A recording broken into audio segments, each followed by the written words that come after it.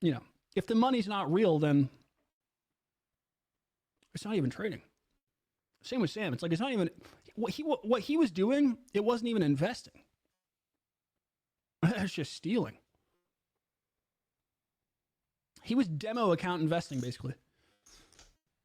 He could just add money. he could just add money and rip it in. It doesn't matter if he loses it because he would just take more money.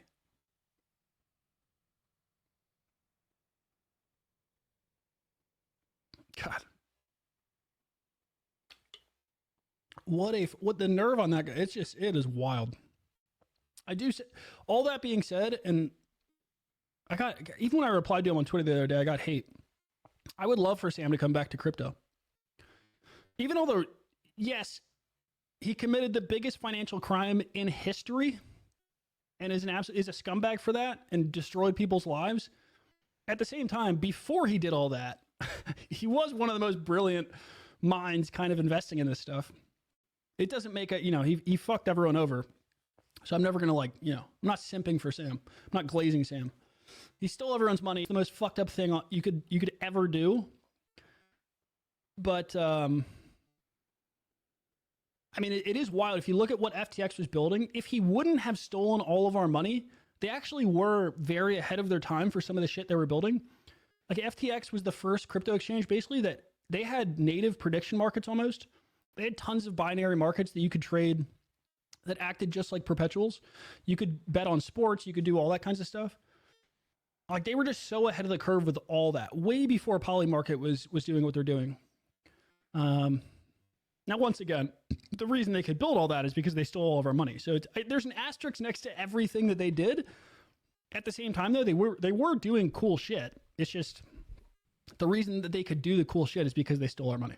So, yeah, maybe actually they weren't building cool shit. They just stole our money. Imagine him pumping our meme bags. Hopefully prison could help him improve his moral. Yeah, I just don't know what happened to him.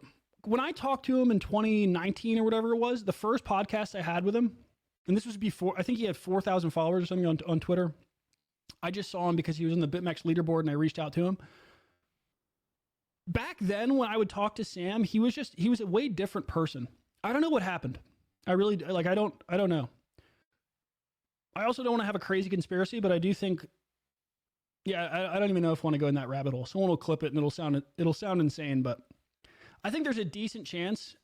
This is an Alex Jones type theory, but I think there's like a decent chance he was like maybe a state actor or like that was some kind of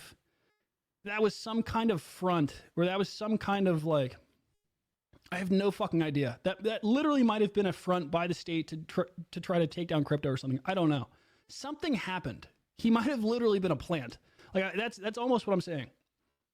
Something happened along the way. When I talked to him way back then, he was a different person. He wasn't jittery. Alameda was actually making tons of money trading on BitMEX. And then something happened when they launched their exchange. Maybe it's just a classic greed story and their bets started going bad and they had to steal money. But maybe it's something else. I don't know. I really don't know.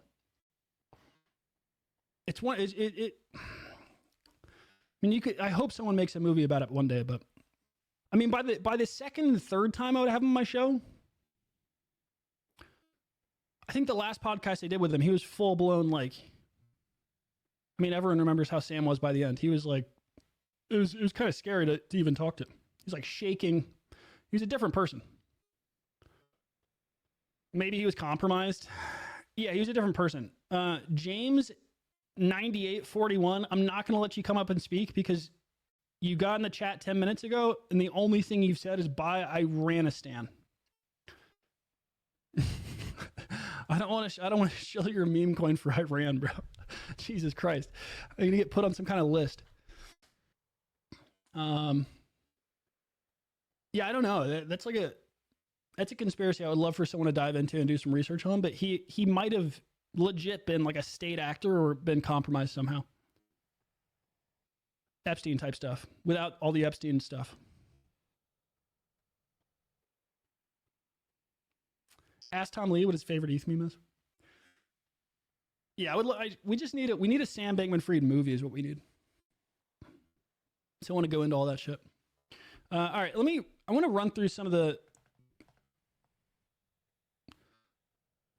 I want to do a quick segment for YouTube about the farming, and I also just want to roast Bybit again.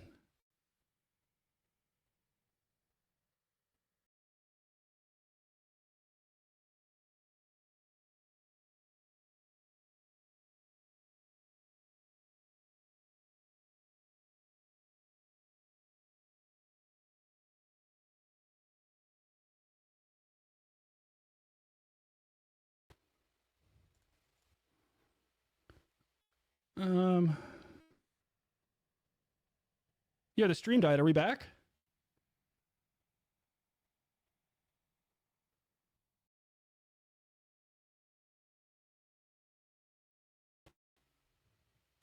Are we back? Are we back? Are we back? The stream nuked. Hold on. Let's make sure the stream is still working. I think Pump Fun might be pushing updates.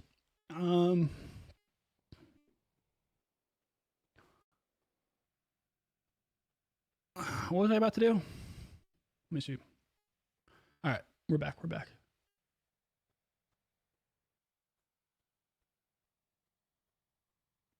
Let me open this.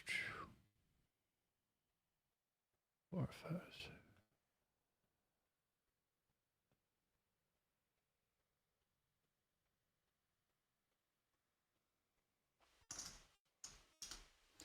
Did anyone in here, anyone get that Hyperliquid NFT yesterday? Nice little 50K stimmy. Jesus, these things pumped.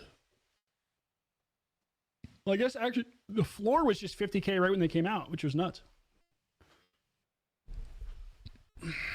It's always a nice little stimulus. As the market gets exciting, grab an extra 50K, 60K.